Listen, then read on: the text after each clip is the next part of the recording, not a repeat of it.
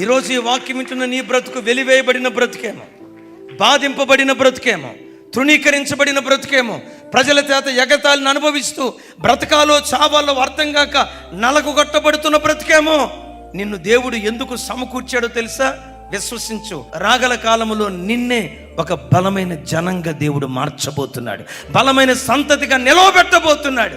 మనలను బలమైన సంతతిగా మార్చడానికి మనకు ఏమేమి కావాలో వాటన్నిటిని సమకూర్చేవాడు కూడా ఆ సారథే. నీవంటావు, ప్రభా నేను ఎలా మార్చబడగలనయ్యా? నాకు వనరులు ఉన్నాయా? డబ్బు ఉందా? జనం ఉన్నారా? ధనం ఉందా? వస్తువులు ఉన్నాయా? ఎలా నేను మార్చబడతానయ్యా అంటే, విచిత్రం చెప్పమంటారా? నేను బలమైన జనంగా మార్చడానికి నీకు ఏమేమి కావాలో దేవుడే తన మహిమలో సమస్తము సమకూర్చటం ప్రారంభిస్తాడు. చప్పలు కొడుతూ స్తోత్రాలు చెప్తా.